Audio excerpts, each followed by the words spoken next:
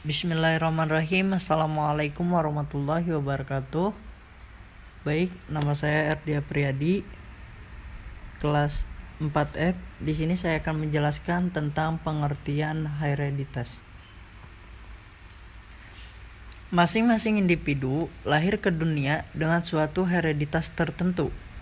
Ini berarti bahwa karakteristik individu diperoleh melalui pewarisan atau perpindahan dari cairan-cairan germinal dari pihak orang tuanya. Dan ada pula, menurut Witherington, hereditas adalah suatu proses penurunan sifat-sifat atau benih dari generasi ke generasi lain melalui plasma benih, bukan dalam bentuk tingkah laku melainkan struktur tubuh. Dan kata lain, hereditas merupakan pewarisan atau pemindahan biologis karakteristik individu dari pihak orang tuanya.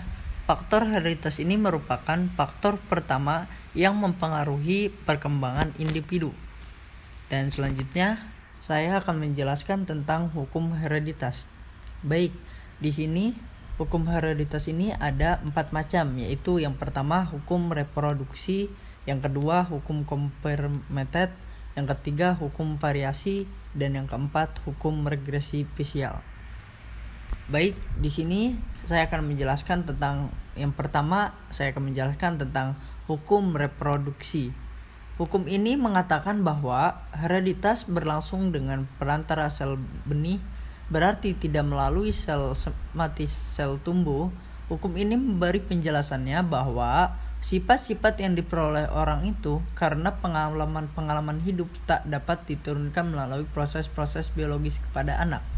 Yang kedua, hukum Complemented. Hukum ini mengatakan bahwa setiap jenis spesies menurunkan jenis spesiesnya sendiri, atau setiap golongan makhluk akan menurunkan golongan makhluk itu sendiri. Manusia tidak akan melahirkan makhluk lain yang bukan manusia. Yang ketiga, hukum variasi. Hukum ini mengatakan bahwa individu-individu dalam satu spesies, di samping adanya ciri-ciri dan sifat-sifat yang menunjukkan persamaan, di samping itu dapat juga variasi-variasi sifat dan ciri-ciri di mana hal itu menyebabkan adanya perbedaan individu yang satu dengan yang lain. Yang terakhir, keempat, hukum regresi spesial.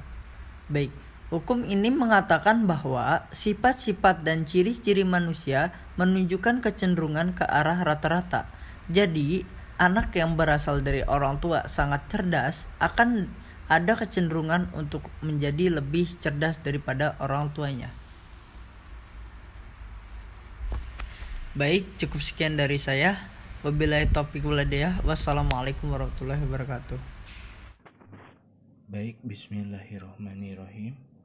Baiklah, di sini saya akan menjelaskan materi berikutnya, yaitu teori keturunan, yaitu aliran nativisme dan maturational teori.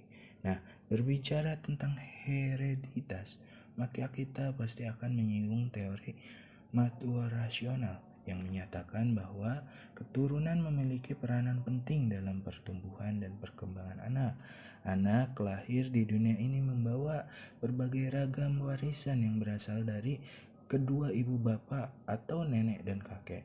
Nah, warisan atau turunan atau pembawaan tersebut yang terpenting antara lain bentuk tubuh, raut muka, warna kulit, intelijensi, bakat, sifat-sifat atau watak, dan penyakit.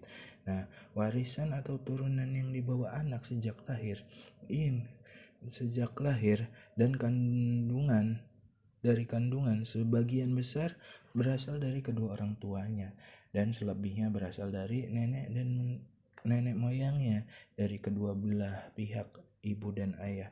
Nah, hal ini sesuai dengan hukum Mendel yang dicetuskan Gregor Mendel pada tahun 1857. Nah, keturunan juga disebut dengan hereditas. Nah, pembawaan sendiri adalah potensi-potensi yang dibawa setiap individu ketika lahir yang merupakan warisan dari orang tua. Nah, para ahli yang beraliran nativisme berpendapat bahwa perkembangan individu itu semata-mata ditentukan oleh unsur-unsur pembawaan. Jadi perkembangan individu semata-mata tergantung pada faktor atau dasar pembawaan saja. Nah, aliran nativisme ini sendiri dipelopori oleh Arthur Schofner pada tahun 1778 sampai 1860 dari Jerman. Beliau mengatakan bahwa bakat mempunyai peranan yang penting. Tidak ada gunanya orang mendidik peserta didik kalau peserta didik itu tidak mempunyai bakat atau memang jelek bakatnya. Sehingga pendidikan diumpamakan merubah emas malah menjadi perak. Jadi suatu hal yang tidak mungkin kan. Nah, dengan demikian faktor lingkungan atau pendidikan menurut aliran ini itu tidak bisa berbuat apa-apa dalam mempengaruhi perkembangan seseorang. Nah, dalam pendidikan, ilmu aliran ini dikenal sebagai aliran pedagogik Spesifisme, yaitu pendidikan yang tidak dapat dipengaruhi perkembangan anak ke arah kedewasaan yang dikehendaki oleh pendidik. Nah, para ahli yang mengikuti pendirian ini biasanya mempertahankan kebenaran konsepsi ini dengan menunjukkan berbagai kesamaan atau kemiripan antara orang tua dan anak-anaknya. Misalnya, kalau anaknya ahli musik, maka misalnya ayahnya ahli musik, maka anaknya akan ahli musik juga. Kalau ayahnya ahli memasak, anaknya pun akan ahli memasak. Nah, jika mungkin penyusunan di sini bisa mengibaratkan seperti buah itu jatuh tidak jauh dari pohonnya ya. Para ahli yang mengikuti pendirian ini biasanya mempertahankan kebenaran konsepsi ini dengan menunjukkan berbagai kesamaan atau kemiripan antara lain orang tua dan anak-anaknya. Nah, tetapi pantas diragukan pula apakah kesamaan yang ada antara orang tua dan anak itu benar-benar dasar yang dibawa sejak lahir. Sebab jika sekiranya anak-anak seorang ahli musik juga menjadi ahli musik, apakah hal itu benar-benar berkat pada keturunan atau dasar saja? Apakah tidak mungkin karena adanya fasilitas-fasilitas untuk dapat maju dalam bidang seni musik, maka dia lalu menjadi seorang ahli musik?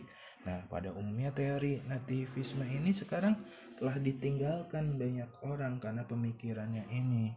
Nah, kaitannya bawaan atau hereditas dengan proses belajar atau pendidikan adalah bahwa hereditas itu memiliki pengaruh terhadap IQ seseorang. Logisnya, jika salah satu kromosom antara ayah maupun ibu itu mendominasi, maka tidak mungkin tidak kalau gen yang dihasilkan akan mewarisi kepintaran dari orang tuanya. Akan tetapi tidak harus dikatakan bahwa semua individu itu ber-IQ tinggi. Itu disebabkan dari keturunan. Lebih jelasnya bahwa gejala bawaan itu diperoleh dari keturunan, tetapi yang diperoleh dari bawaan belum tentu keturunan. Nah, untuk menjelaskan bahwa tidak semua bawaan itu diperoleh dari keturunan, maka ada beberapa macam bawaan seseorang. Nah, di sini ada 3 bawaan ya. Yang pertama adalah pembawaan jenis. Ketika manusia dilahirkan, mereka telah memiliki pembawaan jenis, baik jenis kelamin, anggota badan, kepintaran, dan lainnya sebagai ciri khas diri mereka sendiri. Yang kedua adalah pembawaan ras. Nah, pembawaan manusia juga dapat dibedakan menjadi melalui rasnya. Contohnya seperti ras Jawa, Sunda, Dayak, dan ras-ras lainnya yang memiliki ciri khasnya tersendiri. Nah, yang terakhir, yang ketiga adalah pembawaan individu. Pembawaan yang dimiliki individu selain yang disebutkan tadi, individu juga membawa pembawaan dari dirinya sendiri. Meski sama ras, sama jenis, tapi masing-masing individu dengan individu yang lain memiliki perbedaan, memiliki ciri khas tersendiri. Nah, dari pernyataan di atas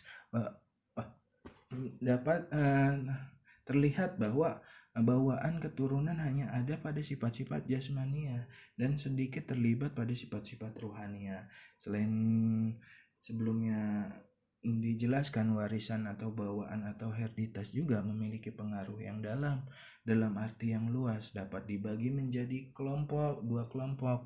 Nah, yang pertama adalah bawaan internal, yaitu yang dipindahkan oleh sel benih. Nah, maksudnya di sini adalah bahwa bawaan dari dalam atau internal ini memang dari orang tuanya yang diturunkan dari proses hubungan intim. Misalnya seorang anak yang mewarisi bakat musik dari ayahnya, seperti Gita Gutawa ya, yang mewarisi bakat musik dari ayahnya. Nah, yang kedua adalah bawaan dari faktor eksternal atau sosial, yaitu bawaan yang dipindahkan dari luar diri, terutama dari keluarga atau lingkungan sosialnya, biasanya melalui panca indera, akal, interaksinya beserta lingkungannya. Nah, selanjutnya saya akan membahas pengaruh hereditas terhadap proses belajar. Nah, hereditas atau hereditat adalah proses penurunan sifat-sifat atau ciri-ciri dari satu generasi ke generasi lain dengan perantara plasma benih. Pada umumnya ini berarti bahwa strukturlah yang bukan bentuk tingkah laku yang diturunkan. Tidak ada orang hidup semata-mata terpengaruh oleh hereditas atau lingkungan semata.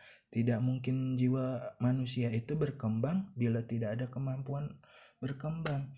Maka untuk bisa berkembang harus ada potensi untuk berkembang, walaupun tidak memberi kemungkinan berkembang, maka potensi itu tidak ada kenyataannya. Oleh karena itu dapat dikatakan bahwa manusia hidup, tumbuh, dan berkembang karena pengaruh hereditas dan lingkungan.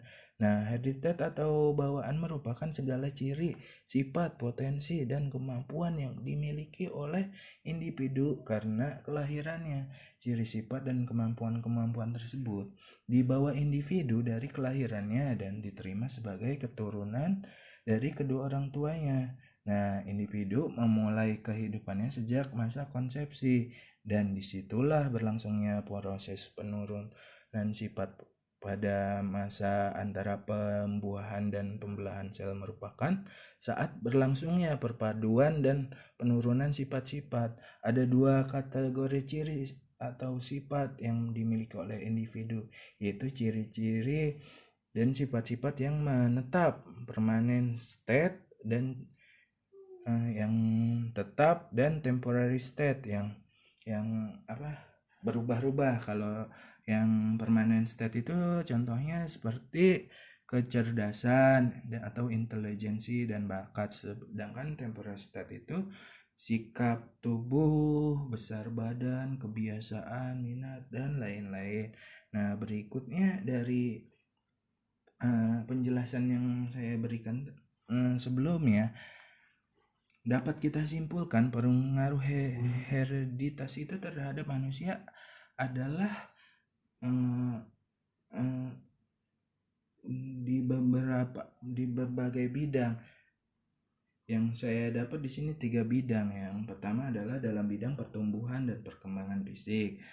Nah, yang kedua adalah dalam bidang pertumbuhan dan perkembangan mental. Yang ketiga adalah dalam bidang kesehatan mental dan emosi serta kepribadian. Nah, dalam bidang pertumbuhan dan perkembangan fisik itu, sumbangan hereditas tinggi bentuk rangka dan struktur badan disebabkan oleh pertumbuhan potensi-potensi atau sifat-sifat dalam genesis. Struktur dari sistem saraf juga dibentuk oleh pertumbuhan genetis. Nah, batas-batas perkembangan fungsi-fungsi sensoris dan motoris juga ditentukan oleh pertumbuhan genetis, dan batas perkembangan itu sangat bervariasi. Nah, dalam bidang pertumbuhan dan perkembangan mental, sumbangan hereditas bukti-bukti menunjukkan bahwa anak-anak yang lahir dengan berbagai kapasitas mental dengan berbagai potensial musik seperti musik, melukis, menyanyi, berpidato, dan lainnya dalam batas-batas tertentu adalah tumbuh dan berkembang secara genetis. Ini berarti hereditas berperan penting. Nah, yang terakhir dalam bidang kesehatan mental dan emosi serta kepribadian, sumbangan hereditas walaupun bidang lingkungan hidup ini sangat terpengaruh, namun manusia dilahirkan dengan struktur jasmania seperti sistem saraf, kelenjar-kelenjar, dan organ-organ yang semua itu menentukan stabilitas emosi serta membedakan kapasitas mental. Maka kesehatan mental dan emosi lebih banyak dipengaruhi oleh hereditas. Baik, mungkin ini saja presentasi dari saya. Presentasi selanjutnya akan disampaikan oleh presentator.